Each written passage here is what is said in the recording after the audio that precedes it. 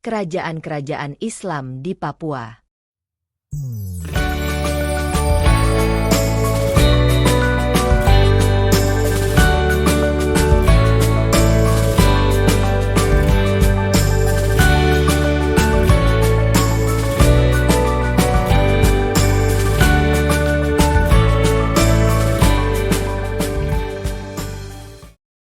Sumber-sumber sejarah menunjukkan bahwa penyebaran Islam di Papua sudah berlangsung sejak lama. Bahkan, berdasarkan bukti sejarah terdapat sejumlah kerajaan-kerajaan Islam di Papua, yakni 1. Kerajaan Waigeo, 2. Kerajaan Misol, 3. Kerajaan Salawati, 4. Kerajaan Sailolof, 5. Kerajaan Fatagar, 6. Kerajaan Rumbati, terdiri dari Kerajaan Atiati, Sekar, Patipi, Arguni, dan Wertuar. 7. Kerajaan Kowiai, Namatota. 8. Kerajaan Aiduma. 9. Kerajaan Kaimana. Berdasarkan sumber tradisi lisan dari keturunan raja-raja di Raja Ampat Sorong, Fakfak, Kaimana dan Teluk Bintuni Manokwari, Islam sudah lebih awal datang ke daerah ini. Ada beberapa pendapat mengenai kedatangan Islam di Papua.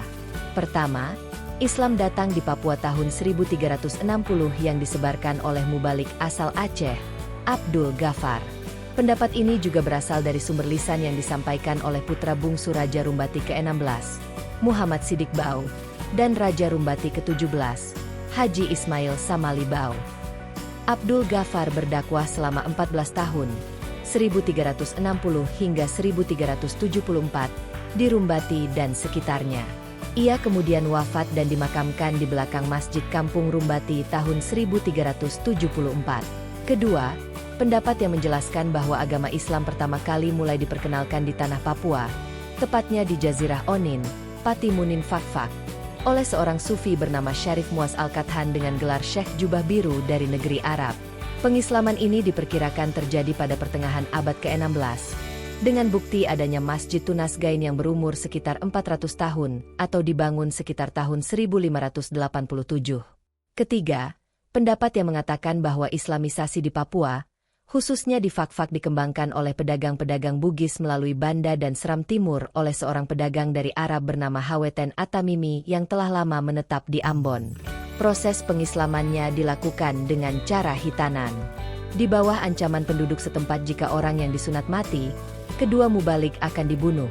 Namun akhirnya mereka berhasil dalam hitanan tersebut, kemudian penduduk setempat berduyun-duyun masuk agama Islam.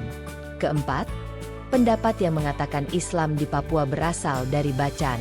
Pada masa pemerintahan Sultan Muhammad Al-Bakir, Kesultanan Bacan mencanangkan syiar Islam ke seluruh penjuru negeri, seperti Sulawesi, Filipina, Kalimantan, Nusa Tenggara, Jawa dan Papua.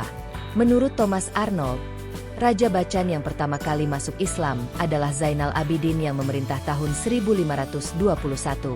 Pada masa ini Bacan telah menguasai suku-suku di Papua serta pulau-pulau di sebelah barat lautnya, seperti Waigeo, Misol, Waigama, dan Salawati. Sultan Bacan kemudian meluaskan kekuasaannya hingga ke semenanjung Onin Fakfak, di barat laut Papua tahun 1606. Melalui pengaruhnya dan para pedagang Muslim, para pemuka masyarakat di pulau-pulau kecil itu lalu memeluk agama Islam. Meskipun pesisir menganut agama Islam, sebagian besar penduduk asli di pedalaman masih tetap menganut animisme. Kelima, pendapat yang mengatakan bahwa Islam di Papua berasal dari Maluku Utara, Ternate Tidore. Sumber sejarah Kesultanan Tidore menyebutkan bahwa pada tahun 1443 Sultan Ibnu Mansur, Sultan Tidore X atau Sultan Papua I, memimpin ekspedisi ke daratan Tanah Besar, Papua. Setelah tiba di wilayah Pulau Misol dan Raja Ampat, kemudian Sultan Ibnu Mansur mengangkat Kaice Patrawar putra Sultan Bacan dengan gelar Komalo Gurabesi, Kapita Gurabesi. Kapita Gurabesi kemudian dikawinkan dengan putri Sultan Ibnu Mansur bernama Boki Tayyibah. Kemudian berdiri 4 kerajaan di Kepulauan Raja Ampat tersebut, yakni Kerajaan Salawati, Kerajaan Misol atau Kerajaan Sailolof, Kerajaan Batanta, dan Kerajaan Waigeo. Berdasarkan penjelasan di atas dapat disimpulkan bahwa proses Islamisasi tanah Papua, terutama di daerah pesisir barat pada pertengahan abad ke-15, dipengaruhi oleh kerajaan-kerajaan Islam di Maluku, Bacan, Ternate, dan Tidore. Hal ini didukung oleh faktor letaknya yang strategis, yang merupakan jalur perdagangan rempah-rempah, Spices Road, di dunia. Penelitian tentang Islamisasi di Papua sampai saat ini belum begitu banyak. Mungkin kamu bisa melakukan penelitian sendiri dengan membaca berbagai bacaan yang ada di perpustakaan sekolah, atau melacak sumber informasi di internet atau website.